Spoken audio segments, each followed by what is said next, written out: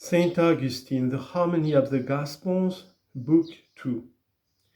In this book, Augustine undertakes an orderly examination of the Gospel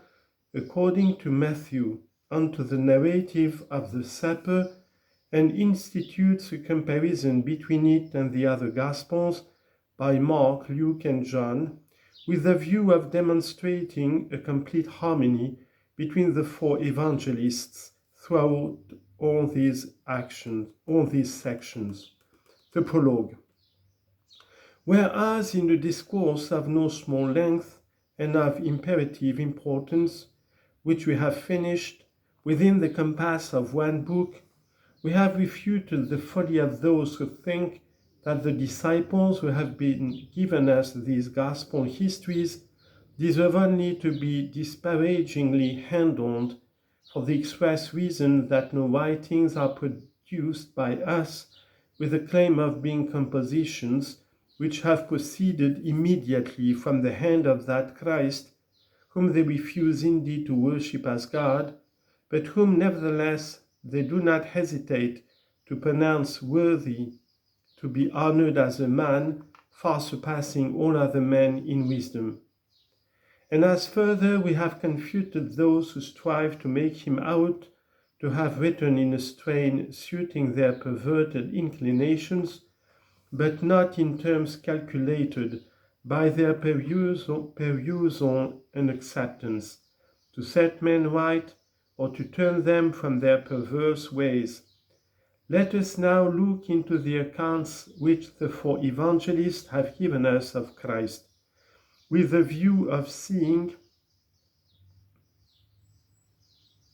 how self-consistent they are and how truly in harmony with each other. And let us do so in the hope that no offense, even of the smallest order, may be felt in this line of things in the Christian faith by those who exhibit more curiosity than capacity, insofar as they think that a study of the evangelical books conducted not in the way of a merely cursory perusal, but in the form of a more than ordinarily careful investigation, has disclosed to them certain matters of an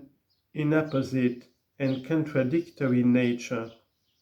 And insofar as their notion is that these things are to be held up as objections in the spirit of contention rather than pondered in the spirit of consideration.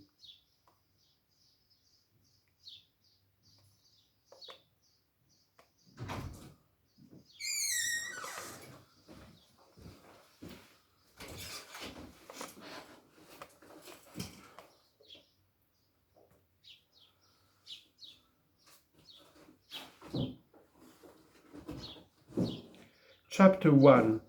A statement of the reason why the enumeration of the ancestors of Christ is carried down to Joseph, while Christ was not born on that man's seed, but of the Virgin Mary. The evangelist Matthew has commenced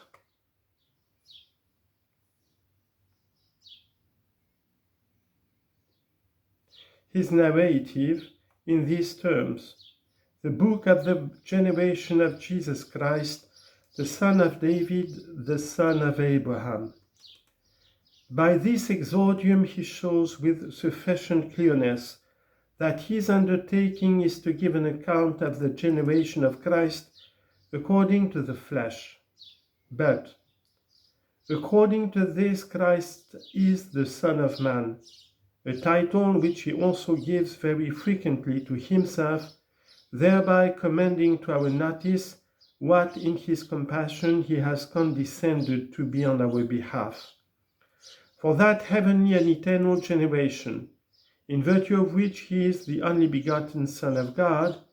before every creature, because all things were made by him, is so ineffable, that it is of it that the word of the prophet must be understood when he says, "Who shall declare his generation?" Matthew therefore traces out the human generation of Christ mentioning his ancestors from Abraham downwards,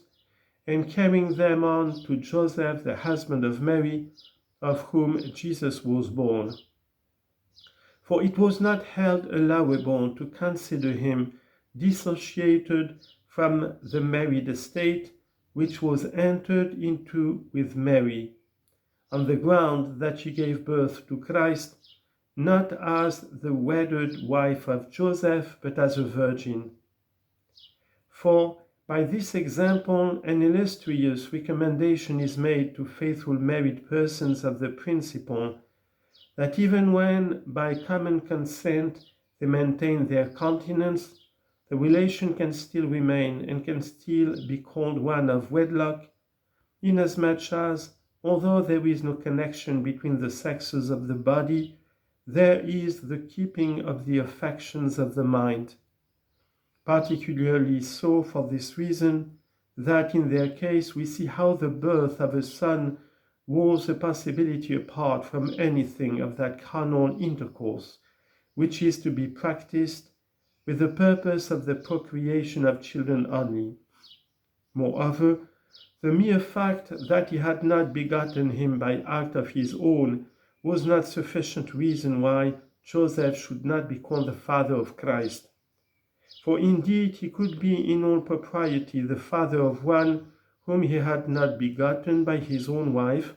but had adopted from some other person.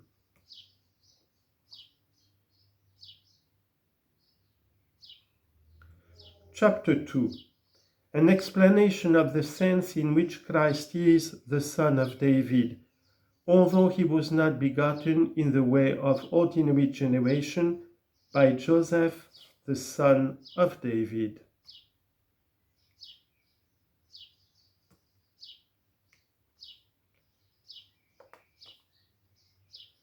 Thus too, even if one were able to demonstrate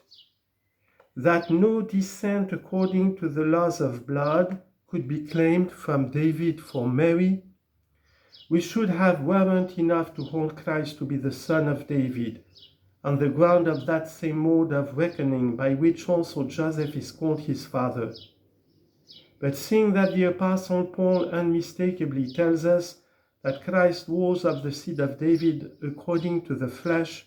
how much more ought we to accept without any hesitation the position that Mary herself also was descended in some way according to the laws of blood from the lineage of David? Moreover, since this woman's connection with the priestly family also is a matter not left in absolute obscurity, inasmuch as Luke inserts the statement that Elizabeth, whom he records to be of the daughters of Aaron, was her cousin, we ought most firmly to hold by the fact that the flesh of Christ sprang from both lines, to wit, from the line of the kings and from that of the priests, in the case of which persons there was also instituted a certain mystical unction which was symbolically expressive among these people of the Hebrews. In other words, there was a chrism, which term makes the import of the name of Christ patent